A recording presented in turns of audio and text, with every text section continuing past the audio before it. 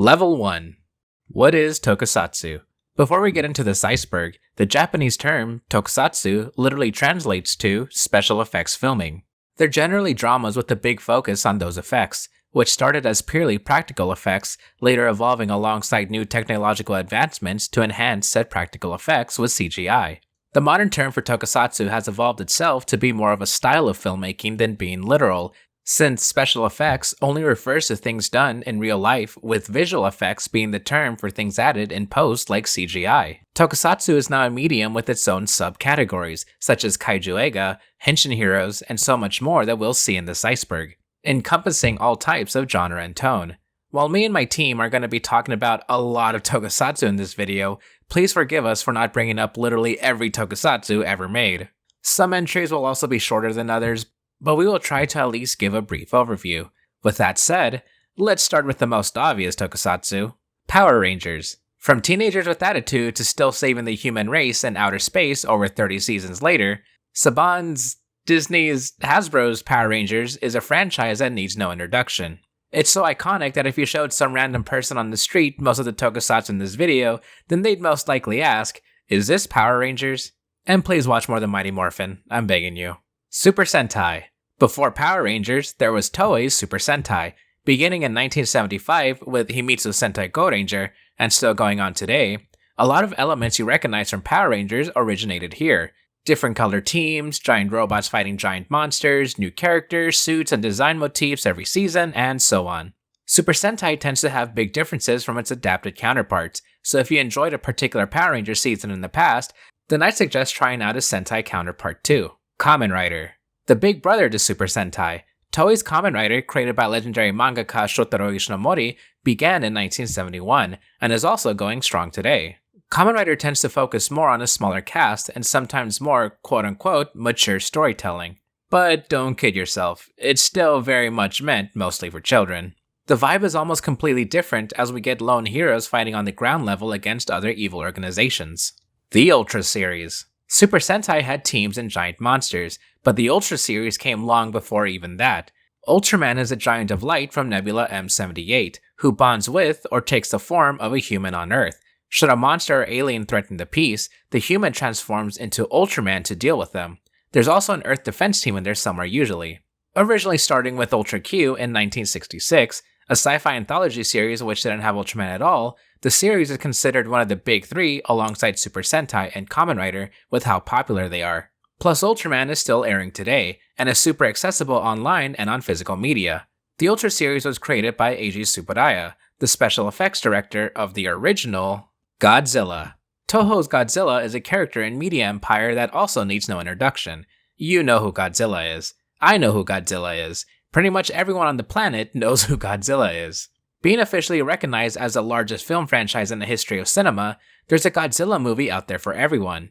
Whether you like serious allegorical takes, campy monster-on-monster action, high-concept sci-fi, or Hollywood popcorn flicks, there really is so much. While the series has moved away from this recently, it pioneered the technique of suitmation, something essentially every tokusatsu made after it utilizes. Let's just say the whole media landscape we currently live in may not exist if it wasn't for the giant radioactive dinosaur. King Kong. If you've heard of the King of the Monsters, then you've probably also heard of the creature that inspired it, the giant ape god of Skull Island, King Kong. A perfect example of seeing tokusatsu's evolution through stop motion to suitmation to CGI. Over the course of 90 years, starting as a misunderstood ape climbing skyscrapers and ogling blondes, to humanity's hero fighting alongside Godzilla, Kong continues to be one of cinema's most famous creations. Ameritoku. First off, with literally hundreds of tokusatsu to cover, we will be grouping several into one entry. Our first group is Ameritoku, or American Tokusatsu. Since tokusatsu, especially henshin heroes, originated in Japan, other countries tend to take that medium and turn it into a vibe of their own. The biggest example of this is America making our own tokusatsu. Even before suitmation was popularized, tokusatsu portraying creatures through stop-motion animation can be seen in American productions as far back as the late 1920s. The general public may not know them as such, but several popular contemporary franchises are tokusatsu, or at the very least, toku-inspired. early 90s superhero movies, other Saban shows that we'll get to later, Pacific Rim, Star Trek, Cloverfield, The Thing, RoboCop, live action, TMNT, the Monsterverse, they all fall under the tokusatsu umbrella, including other tokusatsu. By technicality, basically any drama that includes special effects could be tokusatsu.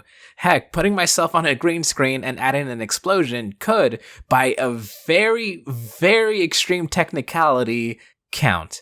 However, going beyond Japanese and American tokusatsu, there are shows that fit the feel of the medium. Doctor Who. The Shin Japan Heroes Universe movies. Movie remakes of Evangelion, Godzilla, Ultraman, and Kamen Rider, headed by Hideaki Anno, original creator of Neon Genesis Evangelion, and Shinji Higuchi, an Evangelion screenwriter with a lot of experience working on tokusatsu productions, such as directing the live-action Attack on Titan movies. These movies retell stories based off the first entry of each respective series, all under the united moniker of Shin, meaning new. These movies have been very well received, and every entry has received a US theatrical release, as well as now being up for purchase or streaming on Amazon Prime Video.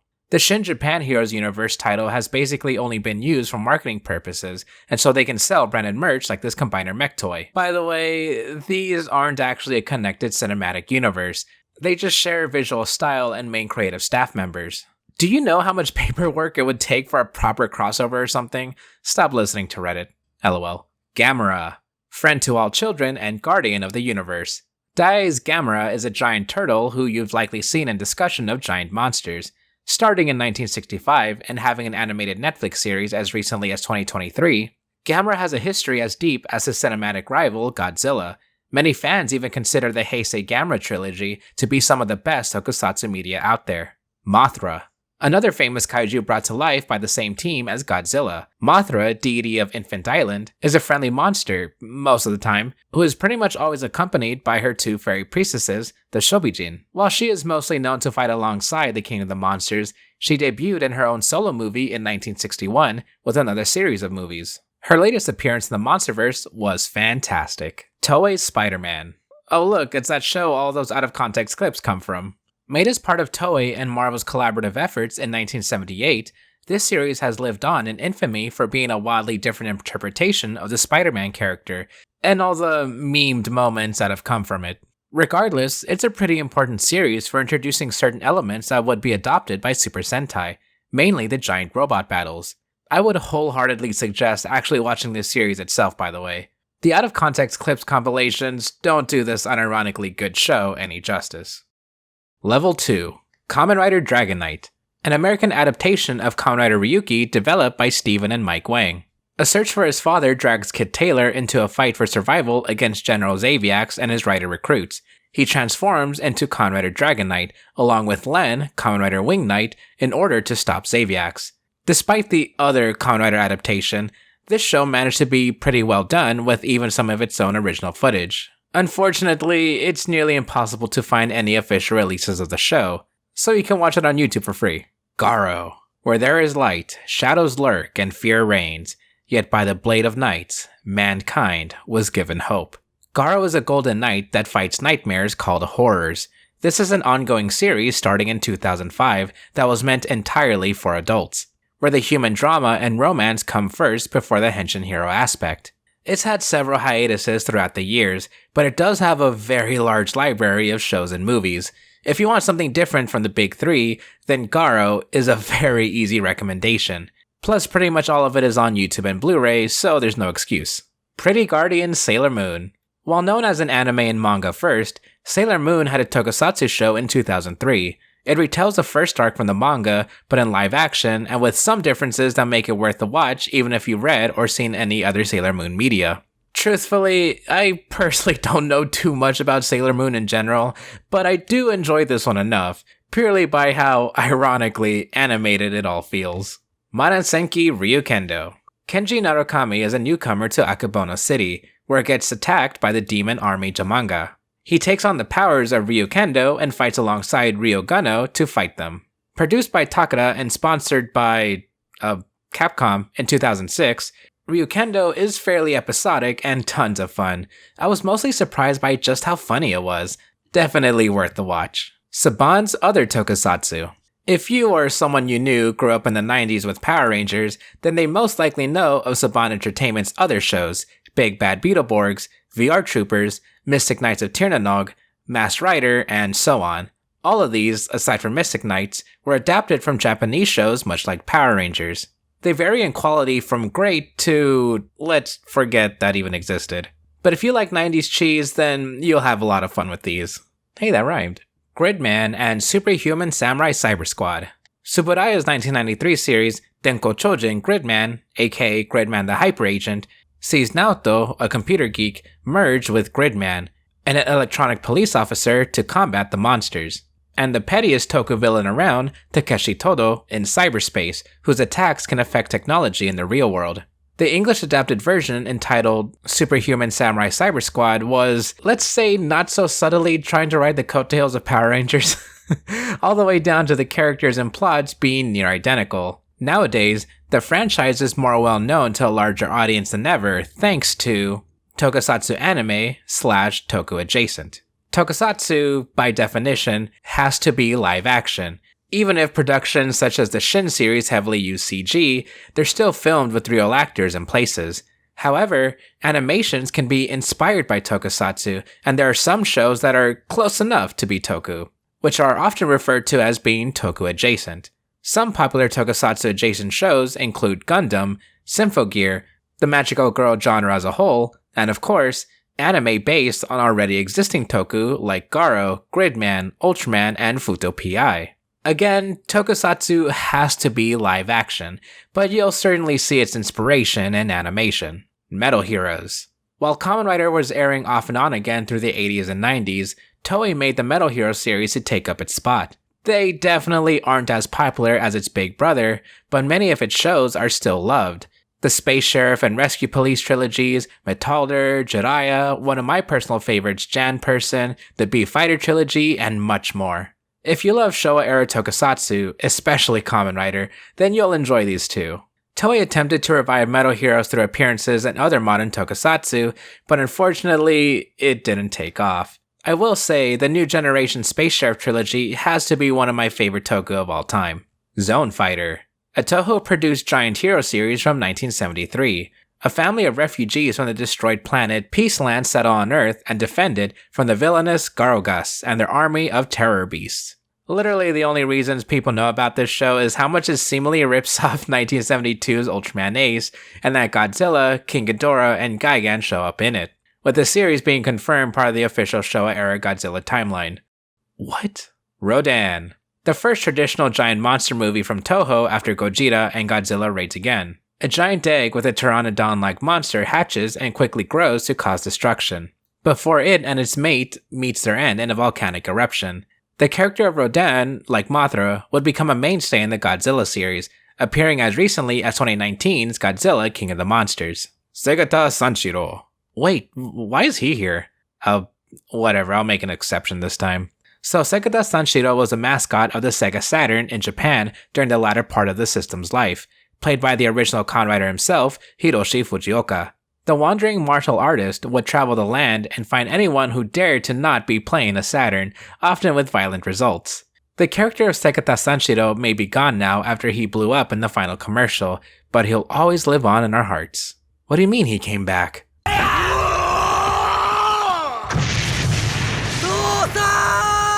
Level 3. Legend Hero. A Korean tokusatsu based on Romance of the Three Kingdoms with a henshin hero twist, following people participating in a dream battle to make their wishes come true. Whether you know the original story or not, this show is absolutely fantastic on its own, having fantastic action, a wonderful cast, and best of all, it's subbed for free on YouTube by its original producers. Voltus 5 Legacy. This anime was so big in the Philippines that it got a tokusatsu show in 2023, spanning 90 episodes and a compilation movie. Oh my gosh, just watch the opening and you already know you're in for a good time. This is almost as modern day tokusatsu as you can get. The whole show looks like it came out of the anime, so if you enjoyed that, you can't go wrong with this. Robocon / Roboti. Easily the most famous toku character aimed at a very young target audience. Ishinomori and Toei's Ganbare Robocan sees a titular robot befriend and live with the family in order to become an A-class robot, where wacky hijinks ensue. The series led the charge for the robot comedy subcategory of tokushows, getting a revival, Moero Robocan, in 1999, being the show that bridged the gap between the end of the Metal Heroes franchise and the revival of Kamen Rider. Armor Hero. China's very own Henshin hero, Armor Hero is well loved and has been going on since 2008. The series can easily be compared to Kamen Rider and Metal Heroes, and yeah, you'd be right, but as most non-Japanese shows do, this has its own feel. A couple of seasons are available through YouTube, even with the dub, so if you love the suits or are a fan of Rider, then watch an episode or two of Armor Hero. Yeah, the suits really are that cool. Red Man. One of Tsuburaya's many other tokushows, we have 1972's Red Man. It's an extremely low-budget show with episodes lasting about 5 minutes, where the titular Red Man is just going out beating up familiar Supro kaiju. What you see is exactly what you get, but with its strangely eerie tone from the music to how the kaijus often do nothing wrong but still get killed. It's led many to see Red Man more as a sadistic villain than a hero. An English Red Man comic was released in 2017 that plays with this interpretation. Cydrixar, a tokusatsu web series part of the Pink no Tokusatsu project created by Kamen Rider Decade actor Masahiro Inoue. Directed by Akihiko Tanabe, the show follows a girl named Ayaka who gets reincarnated into different worlds after being killed by a man named Cydrixar. Her mission is to collect the rev seals in each world that she is reincarnated to in order to save hers. It's a good show with some familiar actors you'll know if you watch Kamen Rider. And just as a note for my recurring viewers, this is the only time I will ever bring up this show, mainly because Masahiro Inoue promoted NFTs with this. And the same would go for any other show that has anything like that, so here's your one and only mention of Cydrixar on this channel. Local heroes. Japan loves their mascots, and each prefecture even has its own costume hero, whether unofficially, sponsored by a company, or even just some guy in a spray-painted Kamen Rider suit. Local heroes are beloved, and many have become popular enough to star in their own shows. This is the only exception as a group entry in the iceberg, as whatever tokusatsu we talk about either has to be a show or a movie. The same will be reiterated about during Indie Toku later. Dogengers.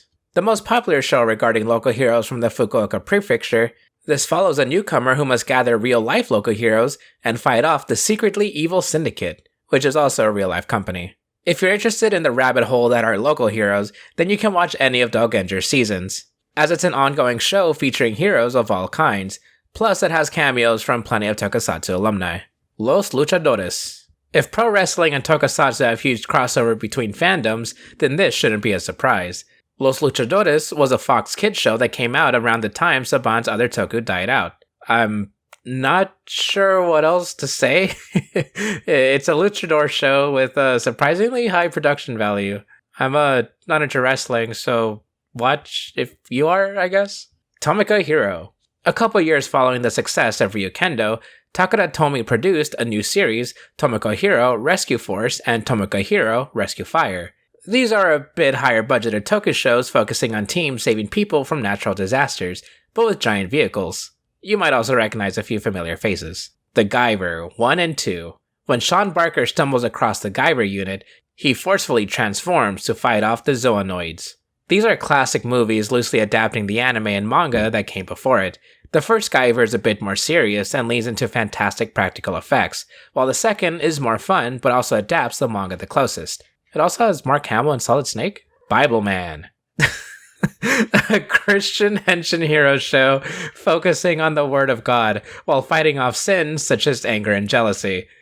Okay, this actually sounds kind of cool. Bible Man had the budget of a ham sandwich at first, but it grew to have some pretty decent production over the years through different series, and even taken on an animated show. Mech X4. Disney XD's take on giant fighting robots. Mech X4 follows a kid who has special powers and awakens a mecha to fight off monsters. Fun characters, decent CG, and it has 4 seasons. Bima Satria Garuda. Rei is called upon to become the titular hero to defend against evil that plan to take Earth's resources.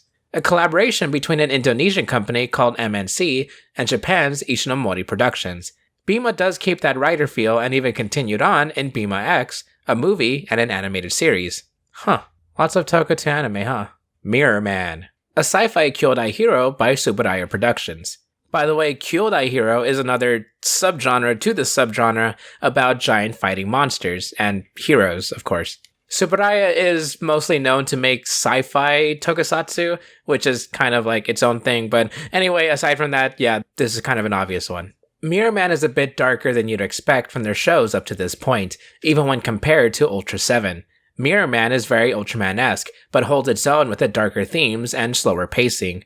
It also went on to have other shows such as Mirror Fight, Mirror Man Reflex, and a manga in 2021 to celebrate its 50th anniversary. Fireman. Giant mutated dinosaurs are attacking the planet, so it's up to the titular Fireman to grow and defeat them. Is this premise not enough for you? Like, dude, they're giant mutant monsters and aliens, but giant dinosaurs that spew lasers! Jumborg Ace. Aliens arrive on Earth, and one of the protective attacking team members gains the power to use Jumborg Ace.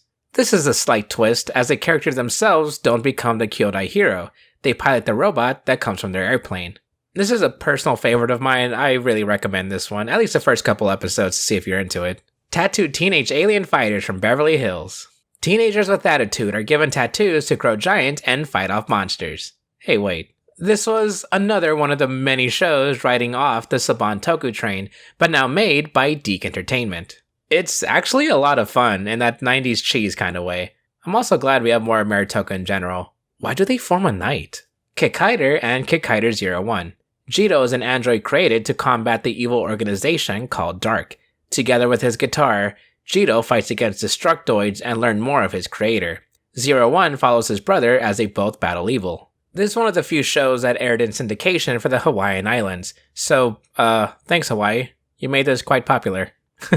The Hanuman Duology. 2 movies that combine a hell of a lot of Japanese footage with original footage of Hanuman. The first is Hanuman and the 5 Kamen Riders. The other is the Ultra Brothers versus the Monster Army. As expected, they're low budget, incredibly silly even for tokusatsu standards, and I am not the target audience for this. There's way too much history to go into over this one, so we'll just leave it at that. Live-action Tatsunoko movies. You've probably heard of classic anime such as Gatchaman and Hurricane Palomar, all of which are Tatsunoko properties. Over the years, some of their anime got adapted to live-action movies like those mentioned, plus Cashern and Yatterman. It's neat to see these come to life, but some are certainly better than others. I highly recommend the Palomar movie simply because it was directed by Koichi Sakamoto, and he's known to direct fantastic action. Inframan.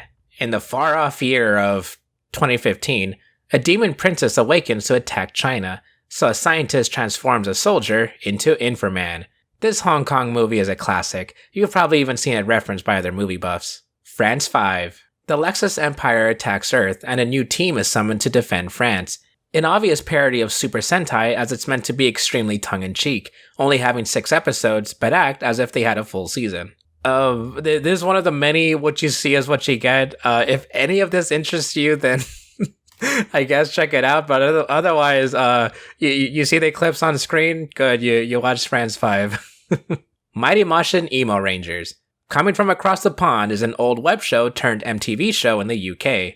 Just like before, this is exactly 100% what you'd expect.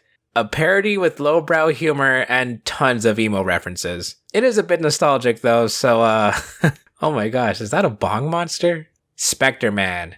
From Nebula 71 comes a giant to help defend the Earth from giant apes. This is one of those old toku you'd see parodied countless times. While simple, it does have its charms. Don't expect anything life-changing though. Just some cool giant fights against apes. Inazuman. A phantom army unleashes phantom soldiers and mutants in Japan. A young man with a tragic past takes on the new enemy, starting as Sanagiman and evolving into Inazuman, one of Shotaro Yoshinomori's other heroes that we'll get to further down. I personally think Inazuman has been a bit more popular since he's shown up a couple times in modern tokusatsu. Captain Ultra. After the success of Ultraman in 1966, Tsuburaya Productions took its spot with Captain Ultra, where the titular character protects outer space with his companions. Hey, wait a minute. While not as prevalent as the show before it, Captain Ultra has a cult following, and its use of backdrops are beautiful. To me at least. Before we continue, since we do have a lot of tokusatsu to talk about, some of it goes past my realm of knowledge. So I asked some of Team Satsu if they would like to help. Here's our resident kaiju expert, Don and Ferbus. Daimajin Trilogy. The Daimajin Trilogy is a series of films released in 1966 by Daiei. These entries are Daimajin, Return of Daimajin, and Daimajin Strikes Again. Made on a relatively low budget and released alongside the studio's other flagship kaiju series, Gamera. These films are set in Japan's past and deal with a variety of issues, including an uprising against a harsh ruler and an evil king who seeks to use the power of Daimajin to subjugate the country. Daimajin was successful and had 2 sequels which saw the same crew reuse sets, props, and plot beats for 2 very rushed sequels following the fierce, stone-guarded being. Andromelos. Andromelos is a Tsuburaya series that ran for 45 5-minute episodes in 1983. It follows Melos, a warrior of the Andro who run a defense force to fight enemies called the Gua Army. The series was inspired by a manga series entitled The Ultraman, which saw a new hero rise to aid the Ultra Brothers against the villainous Jackal. Andromelos has appeared in recent Ultra media, with there being a big connection between the two, but I won't spoil it. Kaiju Buska and Chibara-kun. Both of these series, made by Tsuburaya, deal with childlike anthropomorphic characters and their friends living life and exploring the world. Kaiju Buska was the first of these to air, releasing in 1966 and receiving 2 continuations. One in 1989 under the name Buska Buska, and the other in the form of a manga entitled Buska Plus. It's a personal favorite of mine and Ferbus. The second series in this entry is Chibara-kun, which began in 1970 and ran for 78 15-minute episodes. It follows a family of anthropomorphic characters going about their daily lives, often running into comedic and childlike situations. Frankenstein Conquers the World. Frankenstein Conquers the World, also known as Frankenstein vs. Batagon, is a 1965 Toho creature feature that sees a gigantic man named Frankenstein, born from the heart of the monster from the titular story, go on a rampage. It's the first of a Frankenstein trilogy directed by Ishiro Honda, with its sequels being covered in other entries on this list. This is notable for introducing everyone's favorite puppy dog kaiju, Batagon, who has come into the classification of Godzilla characters. King Kong Escapes. This is Toho's infamous Kong film, 4th in the franchise and a loose remake of the Rankin Bass animated cartoon. Escapes is a wild ride. Kong lives on Mondo Island and falls for an army gal while battling the always a fan favorite dinosaur Gorosaurus and the evil mining robot Mechanicong, created by Doctor Who. Wait, really? The guy's called Doctor Who? You gotta be fucking kidding me. It's... yeah. Yongare / Reptilian. Yongare is a name given to 2 films released in South Korea.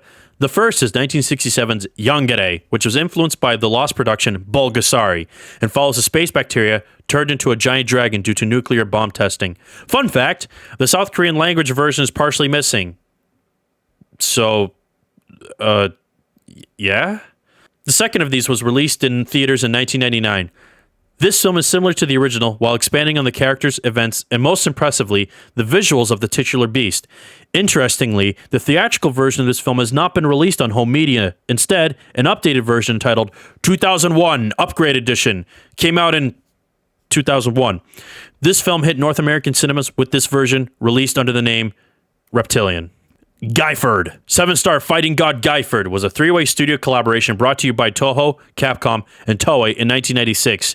It ran for 26 episodes and follows Go Kazuma unraveling the mysterious disappearance of his brother, a global crime syndicate, and the creation of Guyborgs, cyborg-like implantations. While searching for his brother, Go adopts the mantle of Guyford, and using his martial arts skills, fights the villainous Crown Syndicate.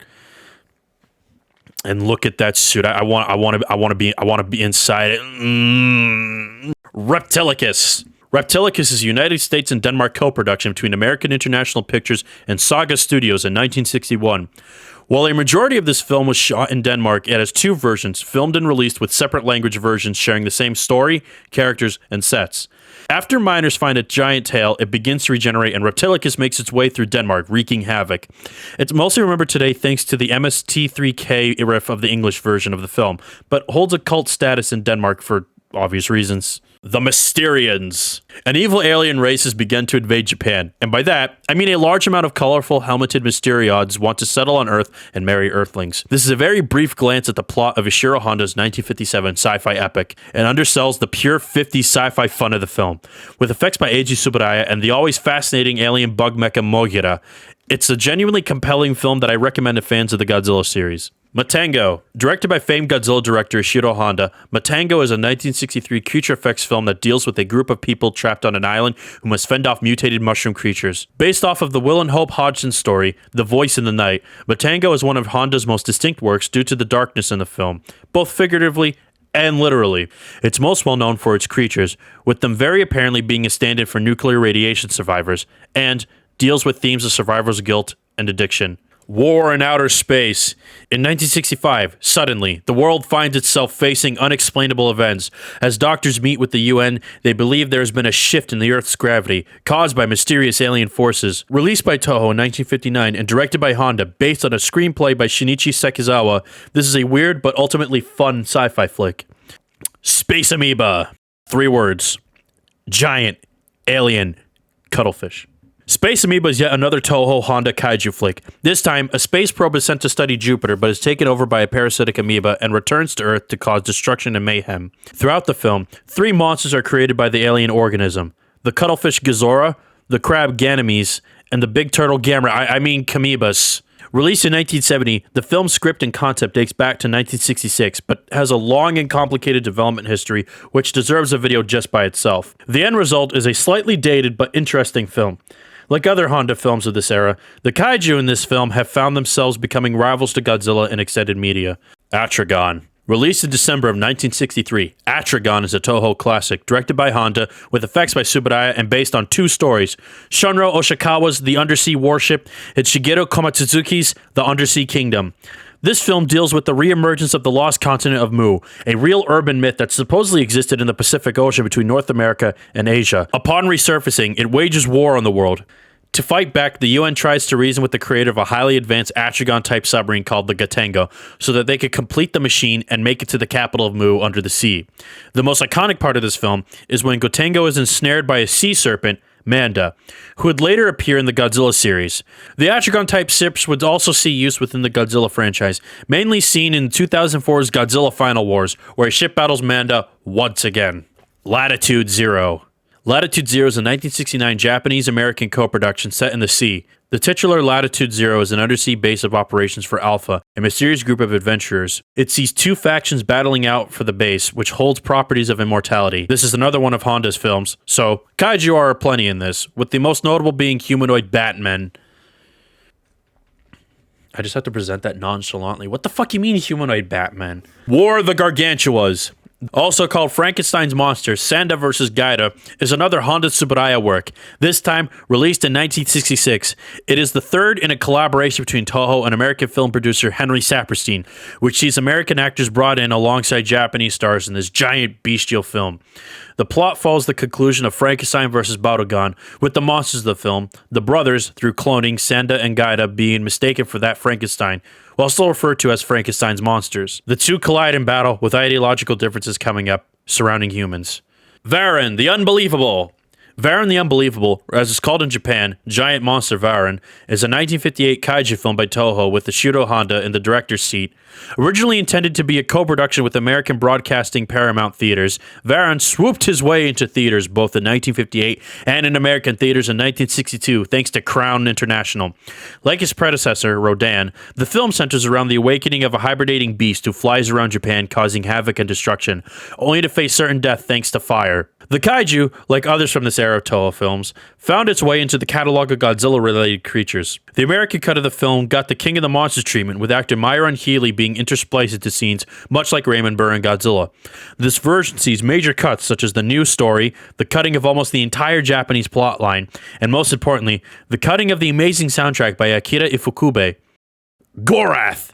This is a 1962 sci-fi fantasy film, following a group of scientists venturing to the giant star Gorath, which is quickly hurtling towards the Earth. This is another Honda, Tsuburaya, and Tanaka production, and it shows. The many jets are filmed the same way Tsuburaya does with other films and series, and is a pretty fun time. This movie introduces the seal monster Maguma, who, alongside Gorath itself, has reappeared in Godzilla-related media. All will assimilate with Godzilla. Praise the All-Father for the Tsuburaya Dinosaur Trilogy.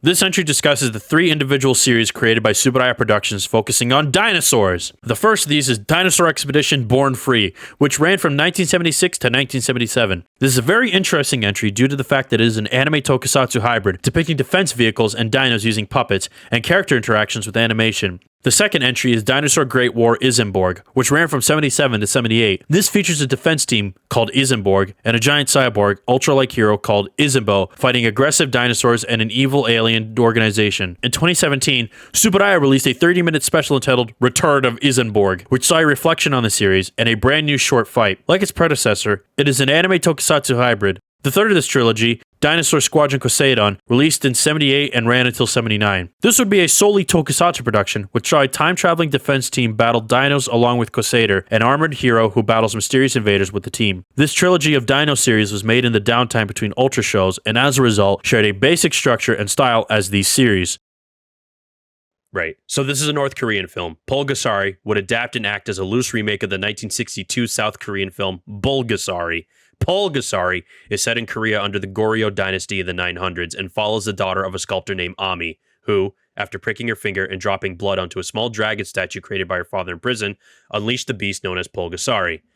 Pulgasari, who is born from the sculpture, starts off small and with a big appetite for metal, which it consumes and grows in size. Pulgasari's metal-eating ability proves useful as the villagers of the small region sacrifice their pots, pans, and other metal goods to help Pulgasari grow. This proves successful, and the villagers rejoice. However, Pulgasari turns on them and starts eating the village. To quench its rampage, Ami tricks Pulgasari into eating her, which causes Pulgasari to return to its form as a small figure. Pulgasari was a success, showing continuously at capacity for days at a time. It wasn't like anything that people in North Korea had seen before. This film is perhaps then the greatest example of North Korean propaganda working in an opposite way than... Well, summer's almost here, and Top Gun Maverick is going to kick it off. It's okay, I guess.